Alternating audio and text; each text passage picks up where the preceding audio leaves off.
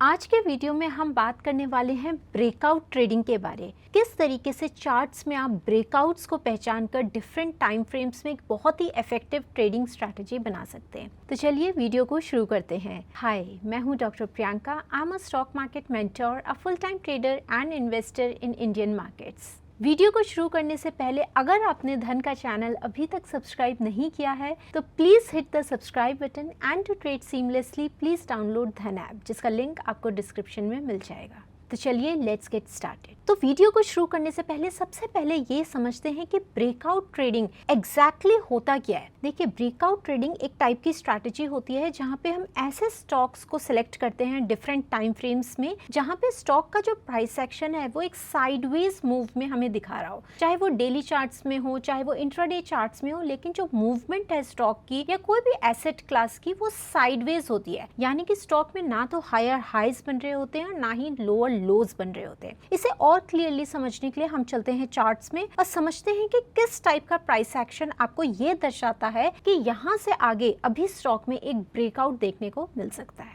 अब देखिए, जैसा कि आप यहाँ पे चार्ट्स में देख पा रहे हैं, ये एक डेली चार्ट है जो मैंने आपके साथ शेयर किया है। इसमें आप देख पा रहे हैं जो कैंडल स्टिक्स हैं वो हायर हाइज नहीं बना रही हैं। जनरली हम देखते हैं स्टॉक मार्केट में तीन टाइप के ट्रेंड्स हमें देखने को मिलते हैं किसी भी एसेट क्लास को जब हम ट्रेड करना चाहते हैं चार्ट्स में। तो या तो स्टॉक या कोई भी एसेट क्लास अप ट्रेंड में ट्रेड कर रहा होता है जहाँ higher highs and higher lows बनते हैं, या फिर डाउन ट्रेंड में होता है जहाँ lower highs and lower lows बनते हैं, या फिर वो स्टॉक या एसेट एक साइडवेज कंसोलिडेशन हमें शो कर रहा होता है। तो जैसा कि आप यहाँ पे चार्ट्स में देख पा रहे हैं, ये डेली चार्ट्स में जो कैंडल्स हैं वो हायर हाइज नहीं बना रही हैं, वो एक साइडवेज कंसोलिडेशन हमें शो कर रही हैं। साइडवेज कंसोलिडेशन हमें पता कैसे चलेगा कि अभी स्टॉक जो है साइडवेज मोशन में? तो जैसे मैंने आपको बताया, यहाँ पे देखिए जो हाइज बन रहे हैं, एक स्विंग हाई यहाँ पे बना, दूसरा स्विंग हाई यहाँ पे बना और तीसरा स्विंग हाई यहाँ पे बना, जो कि ऑलमोस्ट सेम ही लेवल पे। नीचे के साइड में भी आप देखोगे जो लोज बन रहे हैं उनमें बहुत ज्यादा ड्रामेटिक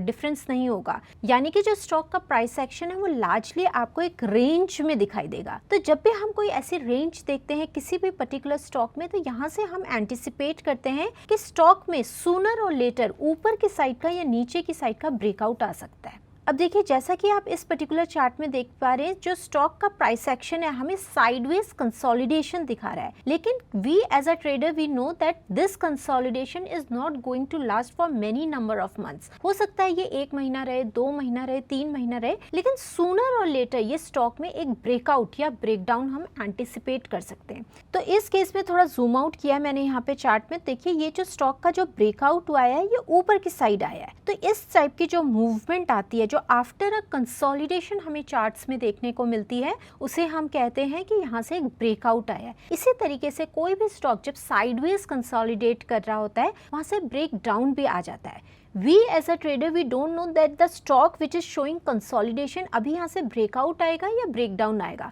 ये जब ब्रेकआउट आ जाता है स्टॉक का, अगर ऊपर की साइड आता है तो उसे हम ब्रेकआउट कहते हैं, और अगर नीचे की साइड प्राइसेस मूव करने लगते हैं तो उसे हम ब्रेकडाउन कहते हैं। ये हमें तभी पता चलता है जब स्टॉक में एग्जैक्ट प्राइस एक्शन होता है। तो इस केस में आप देख पा रहे हैं स्टॉक में कंसोलिडेशन हमें दिखाई दे रहा है 1 महीने का, और उसके बाद स्टॉक ने ऊपर की साइड का एक ब्रेकआउट दिया और उसके बाद बहुत अच्छा रनअप हमें दिखाया है। अब देखिए, ब्रेकआउट ट्रेडिंग की जब हम बात करते हैं ना, तो इसकी सबसे ज्यादा इसकी अहमियत इसी चीज में है कि ये हमें ऐसे स्टॉक्स या फिर ऐसे एसेट क्लास में ट्रेड करवाता है जहां पे एक एक्सप्लोसिव मूव या बहुत अच्छा मोमेंटम हम एक्सपेक्ट कर सकते हैं। आप जब भी चार्ट्स में स्टडी करेंगे तो आप देखेंगे जब भी ट्रेडिंग के लिए ऐसे स्टॉक्स या ऐसे एसेट क्लास को सिलेक्ट करते हैं जहां पे जो प्राइसेस हैं वो बहुत टाइम तक साइडवेज कंसोलिडेशन शो किया, उसके बाद आप देखेंगे जो मूव आती है स्टॉक में वो जनरली बहुत स्ट्रांग होती है, जैसे कि इस केस में भी हमको दिखाई दे रहा है। अब देखिए, यहाँ पे हम दूसरा एग्जाम्पल देखते हैं। ये जो पर्टिकुलर स्टॉक है ये अगेन ये डेली चार्ट है। यहाँ पे भी आपको दिखाई दे रहा है जो प्राइसेस हैं वो हायर हाइज नहीं बना रहे और लोअर हाइज भी नहीं बना रहे। ठीक है, प्राइसेस जो एक साइडवेज मोशन में हमें दिखाई दे रहे हैं, जहाँ पे ऊपर की तरफ एक आपको एक रेजिस्टेंस दिखाई दे रहा है, नीचे की तरफ एक सपोर्ट दिखाई दे रहा है। तो we as a trader if we are able to identify कि ये एक साइडवेज कंसोलिडेशन है या फिर एक रेंज बन रही है स्टॉक में, तो उसी हिसाब से हम फर्दर मूवमेंट को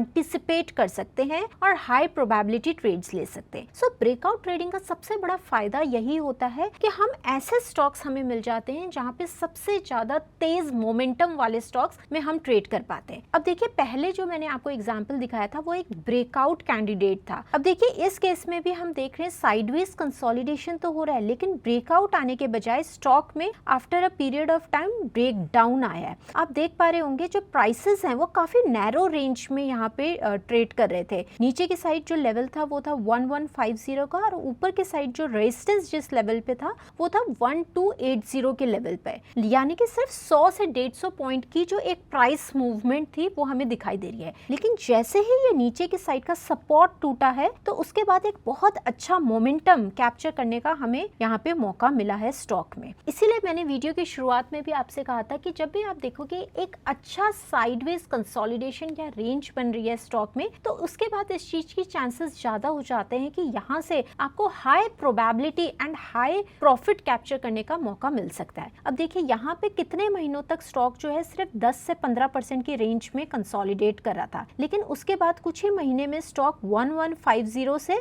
लगभग 50 के लेवल तक आ गया है। अब देखिए कितना हाई प्रॉफिट आप बना सकते हैं जब हम ब्रेकआउट ट्रेडिंग करते हैं या ब्रेकडाउन ट्रेडिंग करते हैं। उस बात का अंदाजा इस बात से हो सकता है कि देखिए, बहुत महीने तक जो स्टॉक है वो एक रेंज में ट्रेड कर रहा था जो कि 10 से 15% की रेंज थी। मतलब अगर आप स्टॉक को यहाँ पे सपोर्ट के पास भी बाय करते तो ज्यादा से ज्यादा आपको 7 से 8% का प्रॉफिट होता। लेकिन ब्रेकडाउन जब स्टॉक में हुआ है, स्टॉक ने नीचे का सपोर्ट तोड़ा है, उसके बाद स्टॉक सीधा 1150 से कुछ ही टाइम में 650 के लेवल तक आ गया है। तो इसीलिए जो टेक्निकल ट्रेडर्स होते हैं वो ब्रेकआउट्स और ब्रेकडाउन में काफी एम्फेसिस यहाँ पे डालते हैं, क्योंकि उन्हें पता है कि जब भी स्टॉक आइदर साइड की मूवमेंट देगा तो वो काफी हाई प्रोबेबिलिटी ट्रेड्स हो सकते हैं, साथ में उनमें अच्छा प्रॉफिट कैप्चर करने का मौका भी हमको मिल सकता है। आज का जो हमारा फोकस रहेगा वो ज़्यादातर ब्रेकआउट स्टॉक्स के बारे में रहेगा या ब्रेकआउट ट्रेडिंग के बारे में रहेगा, क्योंकि जैसा कि हम सब जानते हैं अगर आप कैश में ट्रेड करते हैं इंडियन मार्केट्स में तो आप डिलीवरी पोजीशन शॉर्ट साइड नहीं ले जा सकते,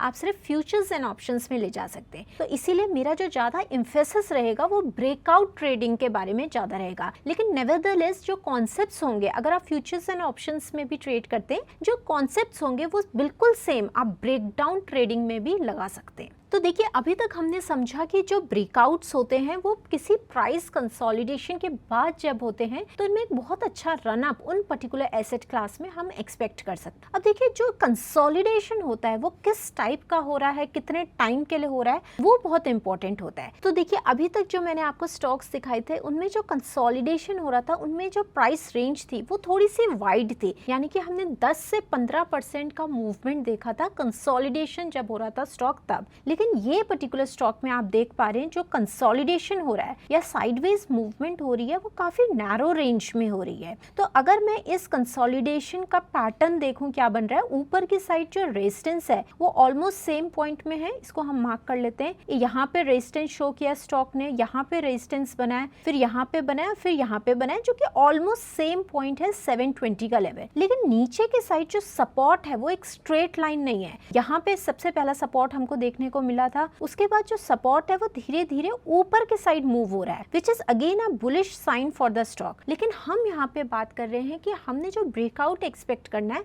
उससे पहले का जो कंसोलिडेशन होगा वो कौन से टाइप का होना चाहिए और क्या उससे आप इन्फर कर सकते हैं। तो देखिए, इस केस में अगर आप देखेंगे तो ऊपर की साइड एक स्ट्रेट लाइन है और नीचे की तरफ जो आपकी लाइन बन रही है वो हायर लोज है। ठीक है, तो जनरली जब भी कंसोलिडेशन होता है या साइडवेज मूवमेंट होती है उसमें आपको कुछ पर्टिकुलर टाइप की पैटर्न्स देखने को मिल सकते हैं। जैसे कि आपका जो प्राइस कंसोलिडेशन होगा वो एक रेक्टेंगल के फॉर्म में हो सकता है, वो एक ट्राइंगल के फॉर्म में हो सकता है, या फिर वो एक असेंडिंग ट्राइंगल के फॉर्म में हो सकता है, जैसा कि आपको यहाँ पे दिखाई दे रहा है। तो जब भी आपने कोई साइडवेज कंसोलिडेशन देखना है तो आपका फोकस इस बात पे होना चाहिए कि आपने ये देखना है कि जब स्टॉक बहुत टाइम तक साइडवेज मूव कर रहा था वो कितना परसेंटेज मूव कर रहा था। अब देखिए, जैसे इस केस में आप देख पा रहे हैं जो स्टॉक है बहुत ही नैरो रेंज में कंसोलिडेट कर रहा है और नीचे की साइड जो सपोर्ट है वो 660 का लेवल है और ऊपर की साइड 720 का लेवल है। तो एज अ ट्रेडर हमें पता कैसे चलेगा कि यहाँ कौन सा वो लेवल है जहाँ से ब्रेकआउट हो सकता है? तो सबसे पहले ब्रेकआउट ट्रेडिंग करने से पहले आपको ये पता होना चाहिए कि आपने कंसोलिडेशन जो एरिया हुआ है उसको कैसे मार्कअप करना है। ऊपर की साइड जैसा कि मैं आपको ऑलरेडी बता चुकी हूँ, किसी भी कंसोलिडेशन एरिया में आपको एक रेजिस्टेंस दिखाई देगा, नीचे के साइड एक सपोर्ट लाइन दिखाई देगी। अब आपका जो कंसोलिडेशन एरिया होगा वो रेक्टेंगल जैसा दिख सकता है, ट्रायंगल जैसा दिख सकता है या फिर असेंडिंग ट्रायंगल जैसा दिख सकता है। नेवरदलेस जो पैटर्न की एसेंस है वो हमारे लिए सेम ही रहेगी। हमने एज अ ट्रेडर एंटिसिपेट करना है कि ब्रेकआउट या तो इस पॉइंट पे होगा या फिर इस पॉइंट पे होगा और इस पॉइंट पे होगा। तो बेसिकली जो हम रेजिस्टेंस की लाइन खींच रहे हैं वहां पे कोई एक पर्टिकुलर पॉइंट आप देख रहे होंगे, लेट्स से ये 100 का मार्क है, तो 100 के लेवल के ऊपर मेरा यहाँ पे ब्रेकआउट पॉइंट होगा और वो प्राइस एरिया होगा जहाँ पे एज अ बाय साइड मैं अपने आप को पोजीशन कर सकती हूँ। तो इस केस में इस पर्टिकुलर स्टॉक में हमारा ऊपर की साइड जो रेजिस्टेंस की लाइन बन रही है वो बन रही है 720 के लेवल पे। तो वी एज अ ट्रेडर हम अपना बाय ऑर्डर कहाँ पे लगाएंगे? 720 से ऊपर। अब देखिए जैसे ही यहाँ पे 720 के ऊपर ये ब्रेकआउट आया, स्टॉक में बहुत अच्छा रनअप हमको देखने को मिला है। और जैसा कि मैंने आपको वीडियो की शुरुआत में बताया था, ब्रेकआउट ट्रेडिंग की सबसे बड़ी खासियत यही होती है कि यहाँ पे हमें सिर्फ 5-10% वाले ट्रेड्स नहीं मिलते हैं, यहाँ पे हमें ऐसे ट्रेड्स मिलते हैं जिनमें काफी अच्छा प्रॉफिट पोटेंशियल आप एक्सपेक्ट कर सकते हैं। अब देखिए बहुत महीनों तक स्टॉक जो है सिर्फ 7-8% की रेंज में था, लेकिन जैसे ही ब्रेकआउट आया उसके बाद स्टॉक सीधा 720 से 1400 की रेंज में चला गया। मतलब कि 100% का रिटर्न स्टॉक ने इतने कम टाइम में दिया है। So that is the power of breakout trading. Breakout trading हम करते ही इसलिए हैं क्योंकि हम हजारों स्टॉक्स में से कुछ ऐसे स्टॉक्स सेलेक्ट करते हैं जिनमें एक अच्छा साइडवेज कंसोलिडेशन दिख रहा हो। वो जो कंसोलिडेशन एरिया होना चाहिए वो एसेंशियली हमारा जो पैटर्न है जो हमने अभी डिस्कस किया, रेजिस्टेंस उसमें क्लियर होना चाहिए, सपोर्ट क्लियर होना चाहिए। जो कंसोलिडेशन पैटर्न है उसको देख के आपको ये इमीडिएटली पता चलना चाहिए कि स्टॉक में एक पर्टिकुलर टाइप का शेप बन रहा है, या तो रेक्टेंगल है या फिर वो एक असेंडिंग ट्रायंगल है या फिर वहां पे आपको एक पेनेंट टाइप का पैटर्न दिखाई दे रहा है या फिर फ्लैग दिखाई दे रहा है। कोई भी ऐसा पैटर्न जब आप देखते हैं तो ये इंडिकेट करता है कि यहाँ पे स्टॉक में एक्यूमुलेशन चल रहा है। ये एक्यूमुलेशन स्टॉक के लोअर लेवल्स में भी हो सकता है, मिड लेवल पे भी हो सकता है और न्यू हाइस के पास भी हो सकता है। तो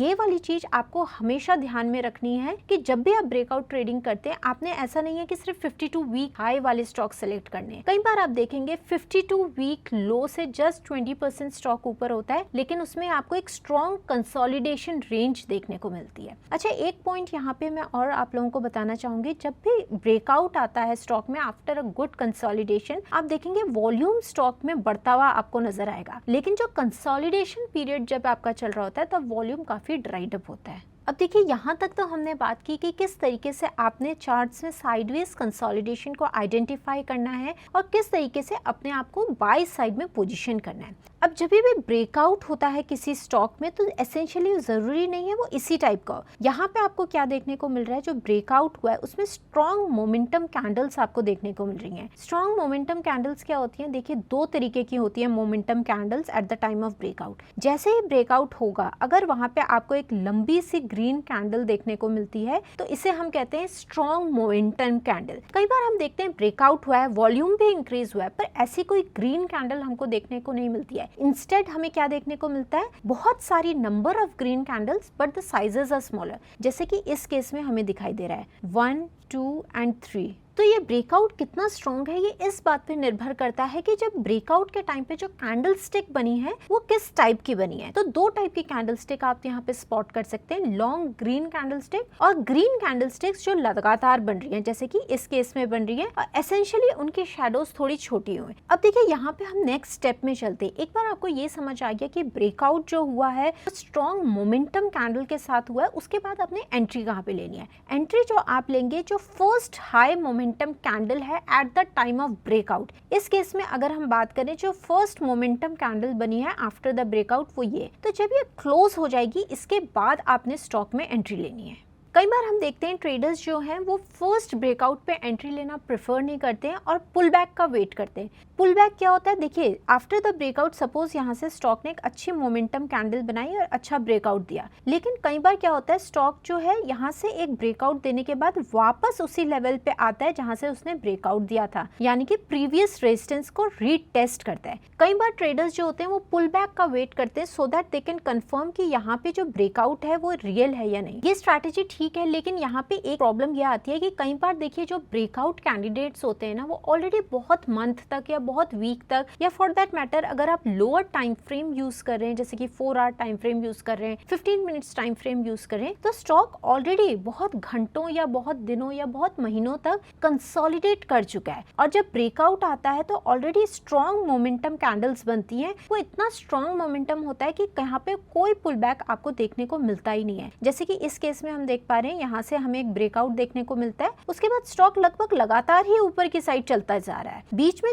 थोड़ा सा कंसोलिडेशन हमको देखने को मिला है, लेकिन नेवरदलेस यहाँ पे कोई पुल बैक नहीं आया है। तो इसीलिए जब हम ब्रेकआउट ट्रेडिंग करते हैं तो आप पुल बैक का वेट तो कर सकते हैं, लेकिन ऐसा भी हो सकता है कि आपको कभी पुल बैक देखने को मिले ही ना स्टॉक में। तो इस केस में आप क्या कर सकते हैं, आप एंट्री ले सकते हैं स्टॉक में और उसके बाद देख सकते हैं how the breakout is behaving, क्योंकि हमारा स्टॉप लॉस तो देखिए आप पुल बैक में भी अगर एंट्री लेंगे या फर्स्ट ब्रेकआउट पे भी एंट्री लेंगे तो आपने स्टॉप लॉस दोनों केसेस में लगाना। ज्यादा से ज्यादा अगर ब्रेकआउट यहाँ पे फेल होता है या फिर पुल बैक आता है तो हमारा स्टॉप लॉस यहाँ पे हिट हो सकता है और वो प्रोबेबिलिटी हमारी पुल बैक में रहती है। हमारे यहाँ पे ट्रेड के सक्सेसफुल होने के चांसेस इसलिए ज्यादा हैं क्योंकि स्टॉक ऑलरेडी बहुत महीनों तक बहुत टाइम तक एक साइडवेज कंसोलिडेशन शो कर चुका है। वॉल्यूम वो हमने देखा था ड्राइड अप है और ब्रेकआउट जो हुआ है that is supported by high momentum candles, high volume and a previous bullish pattern which is there on the charts. तो बेसिकली कहने का मतलब यहाँ पे ये है कि ब्रेकआउट होने के बाद हमें 3 सिनेरियोज देखने को मिल सकते हैं। फर्स्ट ये कि स्टॉक ने ब्रेकआउट दिया और उसके बाद वो डायरेक्टली ऊपर मूव करता चला गया।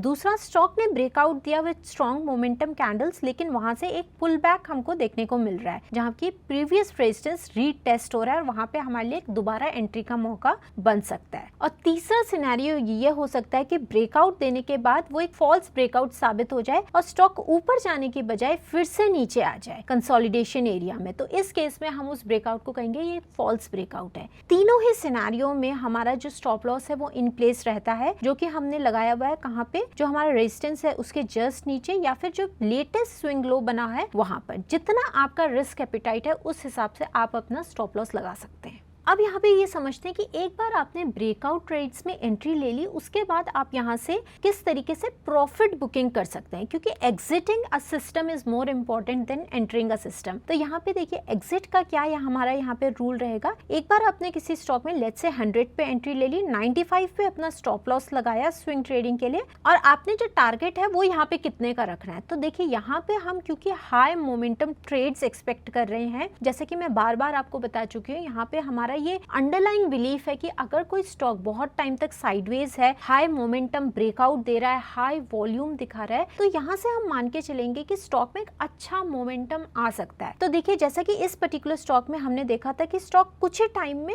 100% तक मूव कर गया। अब उस 100% में अगर आपको 60% भी कैप्चर करना होगा तो वो आप तब कर पाएंगे जब आप उस टाइप की थीसिस बनाएंगे, उस टाइप का सिस्टम बनाएंगे। अगर आप एक फिक्स सिस्टम बनाते हैं कि ब्रेकआउट के बाद 10% स्टॉक अगर ऊपर गया मैं वहां पे प्रॉफिट बुक कर लूंगा, तो उस हिसाब में आप वो ऊपर के साइड का जो विंडो है वो कभी कैप्चर नहीं कर पाएंगे। तो इसीलिए यहाँ पे जो हमारा एग्जिट सिस्टम है वो मैंने कुछ इस टाइप से डिजाइन किया है कि हम एंट्री लेंगे ब्रेकआउट पे और उसके बाद उस स्टॉक को हम होल्ड करके रखेंगे for a risk reward of minimum 1:2, यानी कि अगर मेरा रिस्क 5 पॉइंट्स का है तो मिनिमम मेरा जो रिवॉर्ड होना चाहिए वो 10 पॉइंट्स का होना चाहिए। तो ये मेरा फर्स्ट प्रॉफिट टारगेट है। यहाँ पे मैं अपने प्रॉफिट को लॉक इन कर दूंगी। कैसे? मैं अपना स्टॉप लॉस जो है टारगेट 1 पे शिफ्ट करके अपने ट्रेड को होल्ड करके रखूंगी। Every time the stock moves 10% हम अपना स्टॉप लॉस भी उसको ट्रेल करते जाएंगे। इस पर्टिकुलर ब्रेकआउट ट्रेडिंग स्ट्रैटेजी में आप जो एग्जिट सिस्टम है इसको अगर आप और क्लियर बनाना चाहते हैं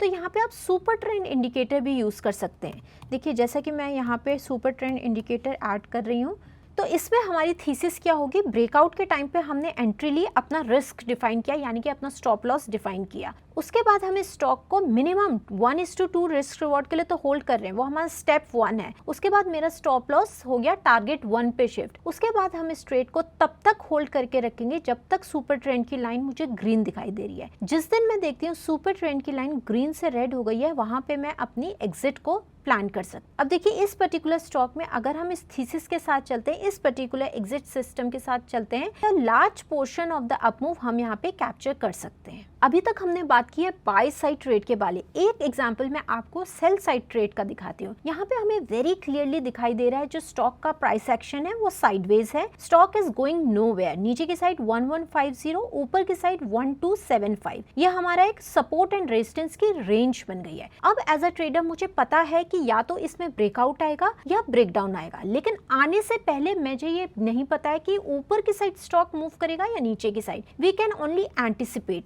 सो लेट्स से इस पॉइंट ऑफ टाइम में मुझे दिखता है कि जो कैंडल्स हैं वो नीचे बनना स्टार्ट हुई हैं। अब मुझे पता है अगर कैंडल्स 1140 से नीचे क्लोज होना स्टार्ट करती हैं तो वहां पे एक शॉर्ट साइड एंट्री में ले सकती हूँ। तो इस केस में मैं क्या करूंगी, लेट्स से हमने एंट्री ली यहाँ पे जाके, हमारा स्टॉप लॉस कहाँ पे रहेगा, जो प्रीवियस स्विंग हाई है वहां पे मैं लगा सकती हूँ, या फिर जो मेरा नीचे के साइड का सपोर्ट है उससे जस्ट ऊपर मैं यहाँ पे लगा सकती हूँ। यह आप अपनी रिस्क एपेटाइट के हिसाब से डिसाइड कर सकते हैं। For me as a technical trader, swing high या स्विंग लो जो बनते हैं वहां पे टेक्निकल स्टॉप लॉस लगाना ज्यादा प्रेफरेबल रहता है। तो इस हिसाब से हमारी एंट्री हो गई यहाँ पे, हमारा स्टॉप लॉस हो गया यहाँ पे। अब हमने साथ में लगा लेना है सुपर ट्रेंड की लाइन। जब तक ये लाइन मेरे लिए रेड है, क्योंकि हम सेल साइड में अपने आप को पोजीशन कर रहे हैं, तब तक इस स्टॉक को मैं होल्ड करके रखूंगी। और जैसे ही ये लाइन हमें ग्रीन होती हुई नजर आएगी तो यहाँ से हम स्टॉक से एग्जिट कर सकते हैं। अब देखिए जैसे कि ये 2 एग्जिट सिस्टम है, जो टारगेट 1 इसका यहाँ पे वो ऑब्वियसली हमारा रिस्क रिवॉर्ड 1:2 का रहेगा, जो यहाँ कहीं जाके हमारा अचीव हो जाएगा। उसके बाद हमने सुपर ट्रेंड के बिहेवियर को ऑब्जर्व करना है। जब तक ये हमारा रेड है तब तक मतलब नीचे की साइड सप्लाई हमारी ज्यादा है, सेलर्स का कंट्रोल अब भी ज्यादा है। हमें ये नहीं पता है ब्रेकडाउन के बाद कि कितना परसेंटेज प्रॉफिट हम यहाँ पे एक्सपेक्ट कर सकते हैं। वो 12% हो सकता है, 30% हो सकता है, 50% हो सकता है। अब इस केस में भी देखिए स्टॉक 1150 से लगभग 650 के लेवल तक आ गया। सो ये पहले से बताना कि 20% का टारगेट मैं यहाँ पे लेके चलूं या 40% का